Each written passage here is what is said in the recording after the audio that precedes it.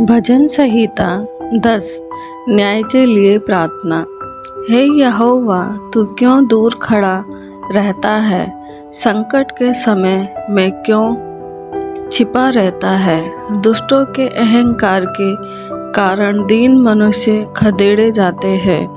वे अपनी ही निकाली हुई युक्तियों में फंस जाए, क्योंकि दुष्ट अपनी अभिलाषा पर घमंड करता है और लोभी परमेश्वर को त्याग देता है और उसका तिरस्कार करता है। दुष्ट अपने अभिमान के कारण कहता है कि वह लेखा नहीं लेने का।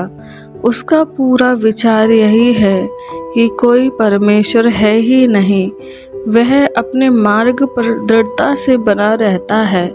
तेरे न्याय के विचार ऐसे ऊंचे पर होते हैं कि उसकी दृष्टि वहां तक नहीं पहुंचती। जितने उसके विरोधी हैं, उन पर वह फुकारता है। वह अपने मन में कहता है, मैं कभी टलने का नहीं। मैं पीढ़ी से पीढ़ी तक दुख से बचा रहूंगा। उसका मुँह शाप और छल और अंधेर से भरा है। उत्पात और अनर्थ की बातें उसके मुँह में है। वह गांव में घात लगाकर बैठा करता है और गुप्त स्थानों में निर्दोष को घात करता है। उसकी आंखें लाचार के घात में लगी रहती है। जैसा सिंह अपनी झाड़ी में, वैसा ही वह भी छिपकर घात में बैठा करता है। वह दीन को पकड़ने के लिए घात लगाए रहता है।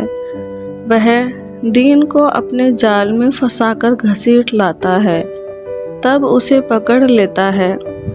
वह झुक जाता है और वह दुबक कर बैठता है, और लाचार लोग उसके महाबली हाथों से पटके जाते हैं। वह अपने मन में सोचता है, ईश्वर भूल गया। वह अपना मुँह छिपाता है, वह कभी नहीं देखता।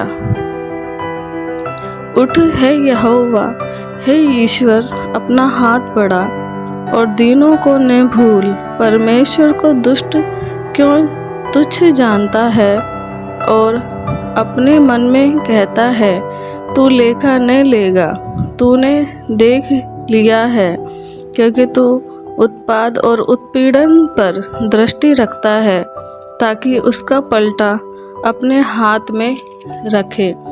लाचार अपने को तेरे हाथ में सौंपता है। अनाथों का तू ही सहायक रहा है।